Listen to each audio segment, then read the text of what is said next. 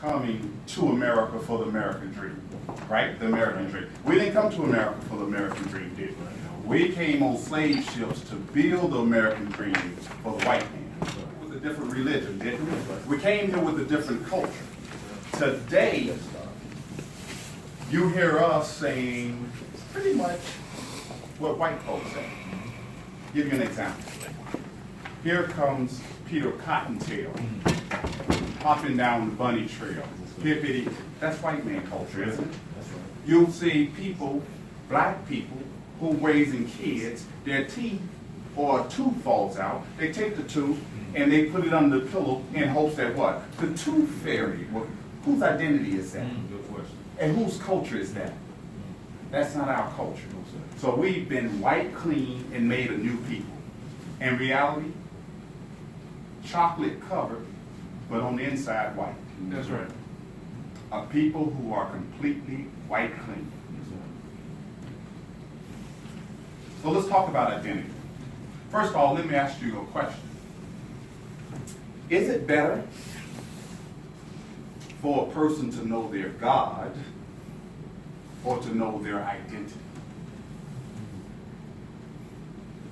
Is it better for a person to know their God or to know their identity? Perhaps if you have a loss of identity, someone can sell you any God. Is that true or not? That's right. So I would reckon to say it's better that you know your identity. What is identity? Yes, sir. It is the name of a person. It could be the qualities, beliefs, etc. that makes a particular person or a group different from another. Without an identity, you're virtually unidentified and unknown. Afro-descendant is our new identity. Yes, and as sir. we get into it, I'm going to explain more why it's more important for you to take on the term Afro-descendant than it is to take on the term color, Negro, African American. That's the new term now, right? African American. It's more important that we beat the drums and take on this term Afro-descendant because it gives us a collective identity. I'm going to explain what I mean by that as we go on. Afro-descendant.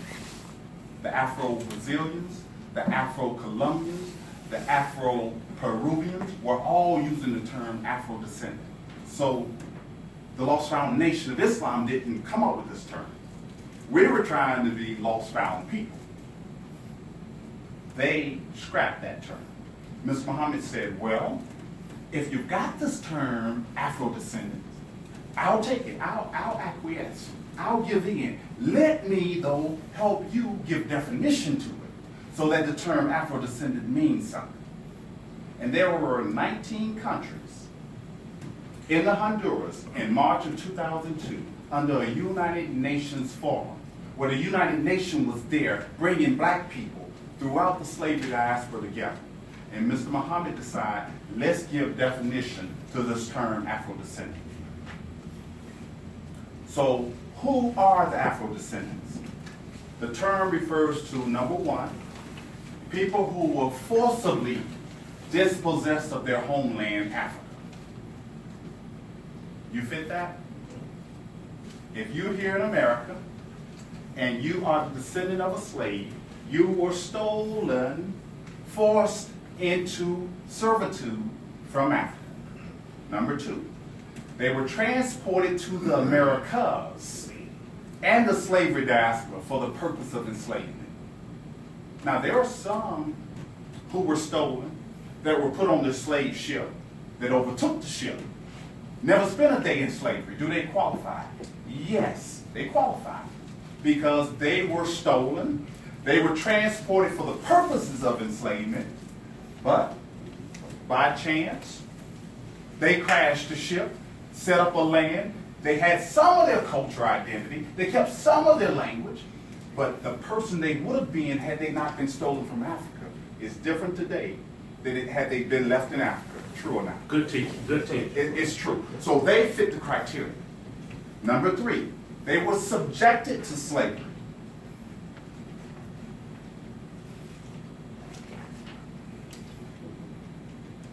The term Afro-descendant also refers to people who were, number 4, subjected to forced mixed breeding and rape.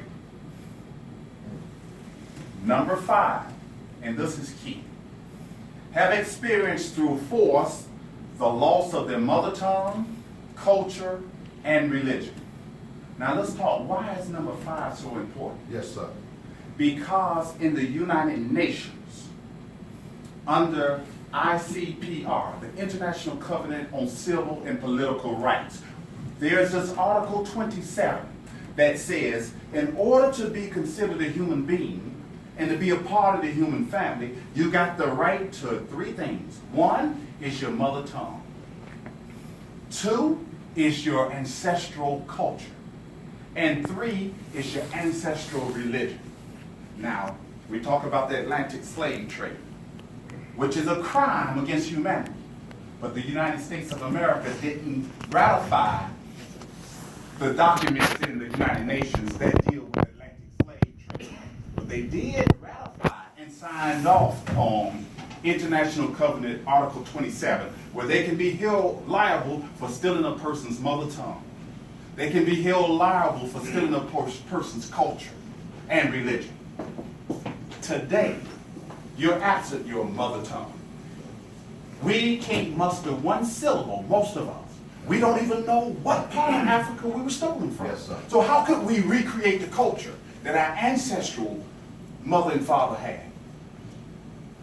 And we don't even know what religion we were under when we were in Africa. They deracinated, destroyed it completely. So, to have that destroyed, and the United States of America ratify Article 27, it is the right avenue by which we can push and make a declaration for what? Reparations. Yes, sir. Number 6, who are Afro-descendants? They've experienced racial discrimination due to lost ties from their original identity. So those who probably didn't, you and I, we've been completely severed from our original identity, haven't we? Yes, sir. Yes, sir.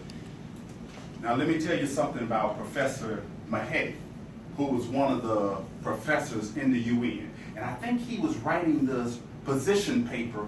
He was writing a position paper on language. I think he was writing it specifically for the Honorable Silas Muhammad. Because listen what his paper says. His paper says that a person's language, but not just any language, their mother tongue, intimately, listen to the words he used, intimately ties them to their identity. A person's language, but not just any language. That's right. A person's mother tongue intimately ties them to their identity. Look how smart this professor is. When a person speaks Cantonese or Mandarin, you know automatically that they're Chinese. When they speak Korean, you know that they're what? Korean, or of Korean. If a person speaks Arabic, you know automatically from the language that they are what? Arabs. You speak English, but it's not your mother tongue. That's right. So does it identify you? No, it identifies you as an American or an Englishman. That's right. Because yours was destroyed, your mother tongue. But now if you listen to Polish, right? Yes, it sir. identifies a person from Poland. That's if right. you listen to Russian, intimately identifies you. So your identity, because you lost your mother tongue, your ancestral language, lost, found, you were lost That's right. from your language, religion, and culture. So because we couldn't get the term lost found people, we've agreed to the term Afro-descendant with these definitions. Have experienced racial discrimination due to lost ties from their original identity. So, why Afro-descendant? Because it's our political identity. In the United Nations, if you go through their records, they have this term there that says Afro-descendants, and it's recognized in the UN. Who are Afro-descendants? There are about 250 million of us. We live in South America, Central America, North America, and throughout the slavery diaspora, the Caribbean. Yes, sir. It's about 250 million Afro descendants. Is that more powerful than 40 million African Americans? Yes, sir. Yes, sir. That's why the term Afro-descendant, it brings a unity and a strength and an identity that you can, because it's what? Supported and protected the Afro-descendant Yes, sir. in the UN. Just like indigenous people. You have this term in the UN, indigenous people is a protected people. They're indigenous to the land. So here in America you have Cherokee, you have Seminoles. Guess what they're called in the UN? Although they're Cherokee or Seminole, guess what they're called in the UN? Indigenous. Indigenous, it's a protection. So you don't want to be African American today. You want to be Afro-descendant for the political identity and the strength that it forges and pushes you forward with. 19 countries from Canada and Latin America, such as Argentina, Bolivia, Brazil, Lima, Chile, Colombia, Costa Rica, Dominican Republic. Are we all black folk in all these countries? Yes, sir. Absolutely. Absolutely. Those are Afro-descendant people, just like those of us here in the United States. One of the things that was quite peculiar, a entourage went to Lima, Peru. It was, I think Captain Kamal was 19 of us. Sounds about right. It's about 19 of us. Went on a convoy, flew all night to Lima, Peru for a United Nations sponsored forum for Afro-descendants, which the Nation of Islam had paid about $35,000 to help the UN put it on, because Mr. Muhammad wanted that bad. And I walked up to a brother when we were in Peru. He was about my height, about my complexion. And I went up to him and said, "How you doing, brother?" He looked at me and said, "¿Cómo estás?" Can you speak his language? So he was stuck in Spanish, black, looking just like me. And I was stuck in English. And we weren't able to communicate. Why? Because of loss of our mother tongue. And I understood what Mr. Muhammad was after when I saw brothers looking like me speaking Portuguese and some looking like me speaking Spanish. And I'm sure they were saying, he looks like me, but he's speaking English. He's speaking a white man's language. And if you had a language and a culture that you were trying to practice, they separate you so you couldn't practice it with someone that was of the same identity as you. So we fell into cultural customs that mimicked what the white man does. So let me tell you this, in reality, you and I, brothers and sisters, Yes, sir. brothers and sisters in Colombia, brothers and sisters in Brazil, we are a stateless people. Yes, sir. We don't have a state that we can, when I say state, the UN calls nation states. The United States is not your state. You are stateless people. Yes, sir. The United States is for people of European descent Yes, sir. who are 5/5 of a human. The Constitution claims you to be 3/5 of a human. Yes, sir. Not qualified. Yes, sir. When are they going to change that? Never. No. What 2/5 did they take out of us that makes, because I feel like I'm a human. Yes, sir. So we need a political identity, because not only did they kill us, they put it in their constitution that they killed us. We made our property less than a human. Yes, sir. Mr. Muhammad said when he went to the UN and he was going through it, he said, "Well, what about me?" Said, "What, don't you fit in the United States?" He said, "I thought black folk were happy there. You all call yourself African American." He said, "That's not what I am. You left me out. You said I got the right to my language. You said I got the right to my culture. You said I got the right to my ancestral religion. They took that from me." He said, "We got to find a place where you fit." Yes, sir. You hear that? The United Nations scholars said we have to find a place where you can fit, Who bro. was this scholar? One of them was Jose Bengoa, Did you spell that? JOSEBENGEOA. When I met Jose Bengoa in Santiago, Chile, I ran up to him. I said, "I'm Minister Johnny. I'm here to give an intervention on behalf of black people in America, and I represent Silas Muhammad. He said, Silas Muhammad? Yes, sir. This is what one of the sub-commissioners said. I was thousands of miles away in a Spanish-speaking country. And Mr. Muhammad told me, find Jose Bengoa. That's And when I- B-E-N-G. Bengeoa, I think it is. But we'll give you the right definition if that's, but you can Google it. He'll come up as one of the sub-commissioners that worked in the UN.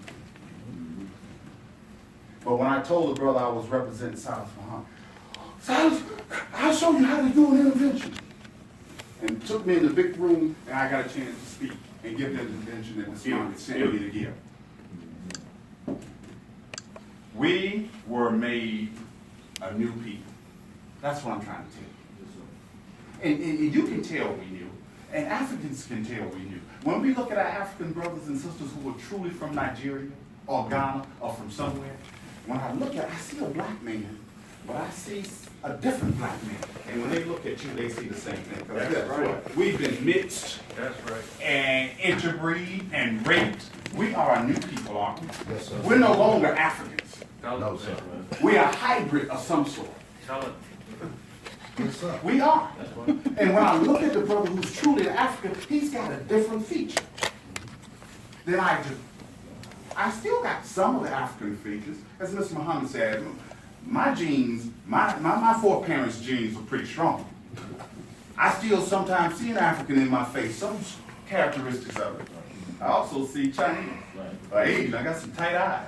Yes, sir. But I do know that I'm a new person. I know I ain't American. And I don't want to be white no more. That's what I'm trying to Yes, tell sir. you tonight. I'd rather claim Afro-descendant Yes, sir. than be a white man in chocolate African colored skin. American. Why did we need a new political identity? And the sister told me we weren't lost. Over the past 400 years, Afro-descendants' identity has changed. Some of our former identities include the N-word, as they say today. They don't want to say it. I remember a time you said it freely, white man, now you say the N-word. Yeah, we don't use the N-word. Yes, you do. Sure you don't. I know that at home. Nigger, I'm going to say it. We once were called niggers. Education of the Negro by Carter G. Woodson. He writes a history, right? The miseducation of the Negro. The NAACP, the National Alliance for the Advancement of what kind of people? So you used to changing identities. So for me to tell you, drop African American, pick up Afro descendant, just put it right here. Who got a pencil? I'll write it in. Because you used to change names. Yes, sir. You remember you were Afro American? Yes, sir. Yes, sir. You remember, say it loud. Black I'm and black and I'm proud. You remember James Brown? The white man didn't like that. The Black Panthers, that was too much power. He said, give them something new. African. Let's call them African American. That's not as strong as black. Because when James Brown was yelling and the Black Panthers was carrying machine guns, and it was a different spirit. It was a nationhood of. When the brother stood on the Carlos and what was his name? John Carlos. Now that was showing black power. 1968 Olympics, right? That's They right. said, this is too strong. Gone too far. This going too far. Let's change this to this. Now I told a sister in Montreal, Canada, at a UN meeting, that Mr. Muhammad, the Honorable Silas Muhammad, wants us to be called lost found people. She said, I ain't never been lost. What you mean lost? You once was a nigger. You once was a Negro. You once was colored. You became an Afro-American. We named them after a hairstyle. Maybe that's where the Colombians got Afro-descendants from. They looked over here when we called ourselves Afro-American. You remember the pig? With the fist on it? We used to, you remember? Absolutely. Black African-American. And sister told me we ain't never been lost. Let me ask you this. I'm gonna look you straight in the eye. When has the Chinese been other than Chinese? Good question. When have the Korean ever been other than Korean? Never. When has the Arab been other than Arab? Never. Wow. When has the black man in America, the Afro-descendant, the African-American, the color, the Nick, Do you know what you mean? you hear me? Yes, sir. Why a political identity? Yes, sir. Because you were lost. You are stateless people. No, a person with a state can't be taken through all these gyrations of names. Were we lost? Yes, sir. It clearly shows in our history that we were. Why do we need a new identity? An identity links a group of people to a nation and a government. Prior to this identity, Afro-descendants were grouped with white Americans and were virtually non-existent. They had us hidden, didn't they? That's right. Whether we want to give them credit or not, Silas Muhammad said to the UN, I don't see where I fit. Right. You got to find a place where I fit. They started having these forums that said, well, then what do you want to be? You saying you lost, that you were cut off. He said, we'll come up with something. We got the name Afro-descendant, borrowed it from the Brazilians and gave a definition to it. Said, that's who we are. We're the Afro-descendant. They said, okay, we'll put it in the annals of the United Nations. And so you can go and Google it. Google the word Afro-descendant and see if it's not a recognized term that's under protection by the UN. So that's the reason for political identity. 1998, in Miami, Florida, Honorable Silas Muhammad took a group of us. I was the chief minister at the time. Had called a ministers meeting. We figured we're gonna go do some business. We might as well do it somewhere fun. I'm from Chicago. I don't like the snow. We're going to Miami. I was pretty smart, wasn't I, brother? We went to Miami, Florida. It was a number of us ministers. We were totally into religion back then. Today, we're about government and nation and identity. I'm always be a Muslim. I'm always be a member of the Lost Foundation of Islam. Yes, sir. But you don't have to be. You can be a member of the Afro-descendant nation and still beat the same drum I beat as a Muslim. But we were so caught up into the nation. He said, I'm looking to do something different. This is 1998. He says, the Honorable Elijah Muhammad set us up and he started us along the way. We thought it was about religion. But who flies flags? In religion. In religion. Master Fard Muhammad brought you a flag. He had a religion on his shoulder and a flag in his hand. Flags represent what? Nation. So he was trying to put in our mind the concept of a nation. Silas Muhammad said, if I set you up, take off your minister hat for a minute, and if I set you up as the higher house to run a government, what would you call yourselves? We said the Lord of the circle of ministers. We were stuck in, Brother Barney, we were stuck. Well, we would call ourselves, and he was sitting there saying, these dummies. I'm setting you up, he said again, in a government situation, and you're the higher house. Who's the higher house of Congress? Senate. The Senate. You got the House of Representatives and the Senate. And we were round and round coming up with all these fancy names, and finally someone slipped up on the word senators, and the man about lost his mind. That's it! You would be a senator! You would be a senator! Yes, sir. Yes, sir. That's the way Mr. Muhammad went. We were good Muslims. We were good at teaching Islam, but we didn't know nothing about government. But a nation can't go to, the nation of Islam couldn't go to the UN That's right. as a religious body. You have to go, the UN hears complaints from other nations. Human beings. So he was setting us up, as the Honorable Elijah Muhammad said. One day, the Nation of Islam is going to be run just like the United States. Didn't he say it? Yes, he did. That means what? It's going to be a government. The importance of government. Along with your new political identity, a government is needed. That's why we're talking now. Not just Lost Foundation of Islam, we're talking about what? An Afro-descendant nation, an Afro-descendant president of the Afro-descendant nation, an Afro-descendant vice president, an Afro-descendant senator body, an Afro-descendant House of Representatives, an Afro-descendant judiciary branch, Supreme Court. We gotta have it all, bro. So along with this new political identity, we needed a government. A government is the only apparatus in which reparations can be received. Because reparations are paid from one nation to another for a wrong having been committed. Through slavery, Afro-descendants' human rights were violated, thus making us eligible for reparations. Yes, sir.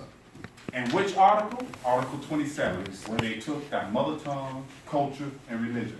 That's the path that we're going to take. The case of reparations can only be heard in the world courts of the United Nations. You can't go to America's court system and say, pay us for what you've done.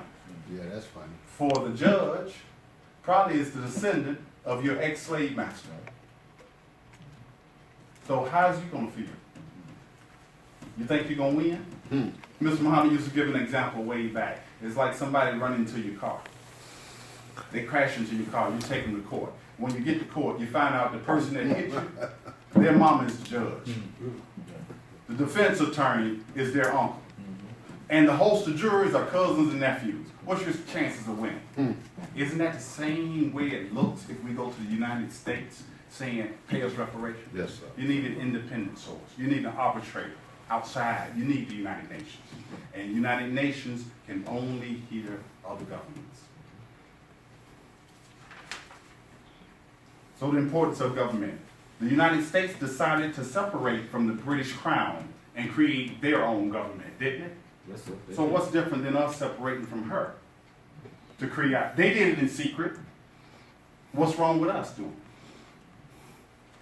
The founding fathers drafted their Declaration of Independence. They regarded themselves as 13 separate sovereign states. They had a tea party, didn't they? Yes, sir. Guess what the Britons call the founding fathers of America? Yes, sir. Terrorists. Right. Rebels. Thugs. Rebels. Right. Terrorists, thugs, rebels. What do they call us? But what would the future generations call us? Rebels. Yes, sir. Founding fathers. Just like George Washington, that rebel is a patriot. That's right. Patrick Henry, that rebel. Patriot. Thomas Jefferson, that rebel. Yes, sir. They founding fathers. Johnny Mukaram, that rebel. Founding fathers. Yes, sir. Yes, sir. Yes, sir. You get it. Yes, sir. That's the importance of a government, along with your new identity. Let's just show you some slides. These rebels, That's right. they great in the eyes of the United States of America today, aren't they? Yes, sir. But they were rebels. But they were rebels. That's right. The importance of government. Malcolm X stated in the autobiography of Malcolm X, page 361, the American black man needed to recognize that he had a strong, airtight case to take the United States, before the United Nations on a formal accusation of denial of human rights. Right. Where did Malcolm get that from? He got it from the Honorable Elijah Muhammad. Believe that. Yes, sir. He was ahead of his time. The Honorable Elijah Muhammad was telling Malcolm, don't run out there to the United Nations. That's not your job. That's for the other fella. There's somebody coming after. Who's going to run out there and do? All that. And Moses said to Pharaoh, let my people go. That's right. He didn't say it in America. He said it out there in America's government that he set up outside of America called the United Nations. It's in the record. Google it. Let my people go, the statement made in the UN, and see if Silas Muhammad's name don't come up. Believe that. The importance of government. Honorable Elijah Muhammad. In the October 8, 1972 Theology of Time lecture, the Honorable Elijah Muhammad stated, we want to have senators for ourselves. Well, you got them today. Yes, sir. We want to build a Congress of ourselves, ruled by our own.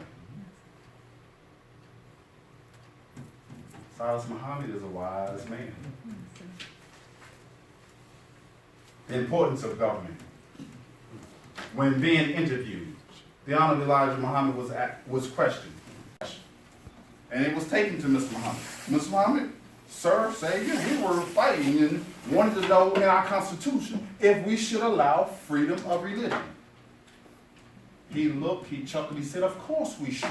In fact, freedom of religion is freedom from religion. We are not in the mode of religion anymore. We are in the mode of government and nationhood. And so freedom of religion, whoever religion and whatever they want to possess as religion, if they are black and feel they want to be a part of the Afro-descendant nation and went through the same thing you and I, whether they Muslim, don't have a God, or whatever, Christian, they can come. Freedom of religion is freedom from religion.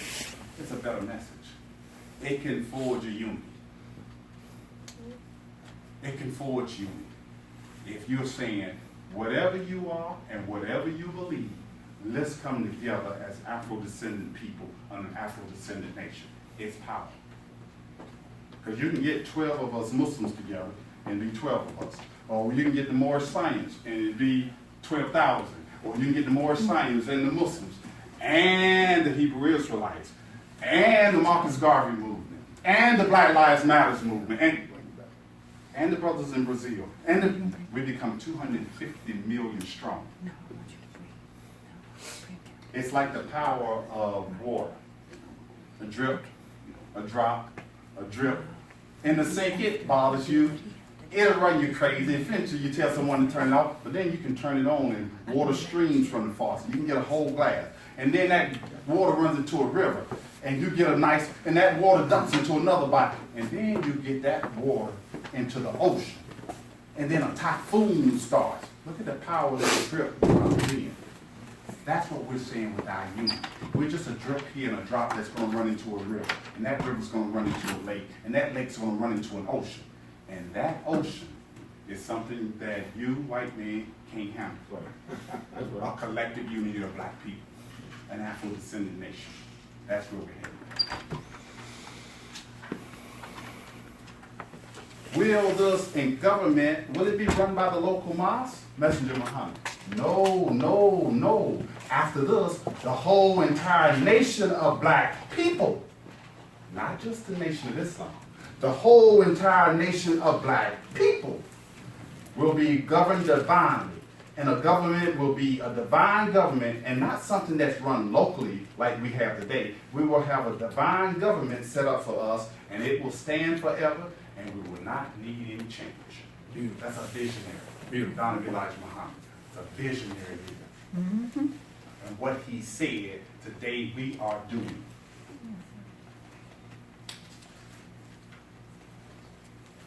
In his book, Our Savior Has Arrived, Donovan Elijah Muhammad mentions government 5 times.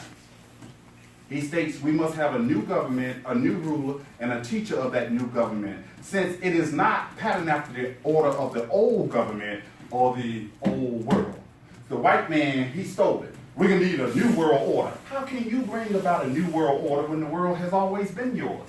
In order to be a new world order, it takes a new thought and a new idea.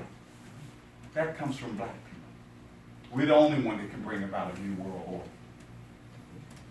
You've been running the world for years talking about now there's going to be a new world order. What you going to bring? More killing? That's what he do. More poison. You can't bring no new world order. The new world order comes from black people. I think you got it. Yes, sir. We must have a new government and a new people to operate the new government. See Ezekiel 18:31. We must have what? A new government and a new people to operate the government. People who have shed off being white.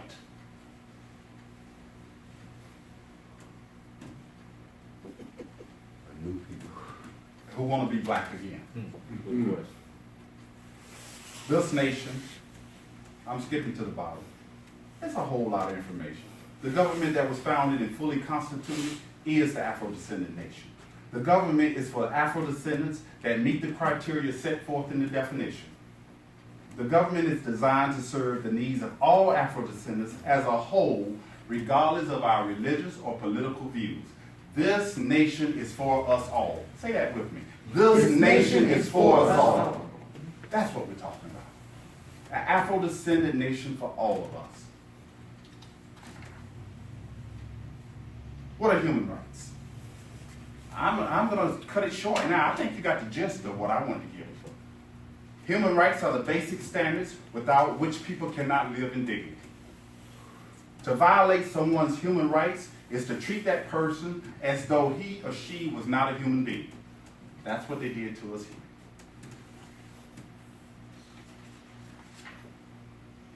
What is reparations? Reparation is defined as repairing or keeping in repair, making amends, offering expiation, or giving satisfaction for a wrong or an injury. And one of the things they say about reparation is supposed to make you whole again, right? Mm-hmm. So if they destroyed us, took out all of our culture, all of our religion, all of our identity, and made us a nothingness, stateless people, to make us whole again, you say, wait a minute, that happened 400 years ago. We treat you as one of our, wait a minute, I live in America. I know what time and not paying on time does to a bill. Don't pay ComEd. and next month when you bill, he sends you what you had to pay last month, plus this month, plus his penalty. Interest. So you had a chance to pay the bill when we first came out and you didn't. Guess what? We're adding interest and penalty. So don't say it's better now. We didn't pay the bill because it's better. No. I still don't have my mother tongue. I still don't have my culture. And you could never reattach me to what I once was. So in order to make me whole, it takes a lot of money. It takes reparations. Let's get to the man behind the mission. There he is. You met him. Yes, sir. Yes, sir. He wants unity. He wants an Afro-descendant nation. Just a little bit about Donald Cyrus Muhammad.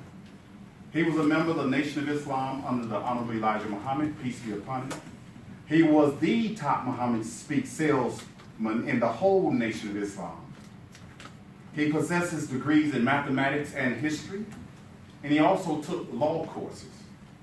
In 1977, he returned to the city of Chicago by himself to resurrect the Nation of Islam. I heard Brother Ali on the tape. I missed the tape down there at the Hebrew Israelite restaurant where you were talking that you were there in Oakland. Yes, sir. When he came to meet with Brother Yusuf Bey. Yes. Yeah. So it's been a long journey. And guess what? 40 years later, this will be 40 years since he stood. He's still on the job. 40 years later, he's still saying, Messenger Muhammad said we need a land and a nation that we can call our own. Can you see his works that he's still on? Yes, sir. How many trips did he make to the UN? 19, 20, 30, 40? 50. He's made over 30 trips to the United Nations in Geneva, Switzerland, on behalf of Afro-descendants since the middle 1990s. Now you take 30 trips out of the country. Airfare, hotel lodging, food. He spent a lot of money, hasn't he? Yes, sir. That doesn't include the trips to South America. Doesn't include the trips to Canada. Doesn't include the trips to other parts of the world. This is just to Geneva. He's made over 30 trips. For what? Out of his love for black people in the sea of Afro-descendant nation. His oral statements and work are fully transparent and are available at www.allforreparations.org. So if you want to print what he's been saying out there to you, it's there. Go out and look. Every intervention that he's done. There he is again. In the UN, a lot of times you have different people speaking different languages. So these headphones, you have interpreters in a booth. And so you push your button for English. So if someone's speaking Chinese, there's someone in your ear as they're speaking, translating it into English for you. Or if they're speaking Chinese and you are German, there's someone in your ear translating it into German for you, or Spanish. And so these are just some pictures to show Mr. Muhammad and his wife and our peoples. Because we were lost, we had been found, and we are a people. Well, I sought to sell that name for him and on his behalf at some of the UN meetings. Black Red, those people kicked my butt. When I went up there and started explaining that we were a people that were lost and had been found, and that our collective identity should become lost found people, they looked at me and said, I don't know what you're talking about. I ain't never been lost. I know who I am right here. I'm from Georgia. I'm from South Carolina. I ain't never been lost.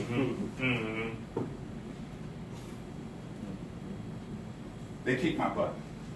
They did not want that term. Well, while traveling in Santiago, any greater than the plight there in Brazil, or greater than the plight in Peru or Colombia, it's the same Afro-descendant who's been cut from their original identity. Does it make sense? That's why Mr. Muhammad said that it's about the scattered seed Yes, sir. that's scattered throughout the world, not just us in America. But we've got to come to unity first here in America, and then we can reach across the border and come to unity. Yes, sir. As a brother told me in Atlanta, you really sparked the idea talking about this Afro-descendant and the political identity and how big it could be. Because Black Lives Matter in Chicago, Black Lives Matter in Atlanta, Black Lives Matter in the United States, but don't they matter in Brazil too? Yes, sir. Don't they matter in Colombia too?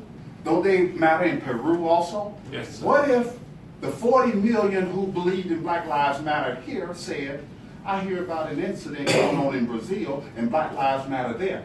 Look at the power of 250 million focused in Brazil on one issue, or 250 million focused here in America. Yes, sir. The Honorable Silas Muhammad is brilliant to accept what the professor said and say, your plight is bigger than the U.S. You've got to spread it out further to be what? A United Nations issue. And then it becomes 250 million strong under Afro-descendant, 40 million strong under African American. Thank you for your time.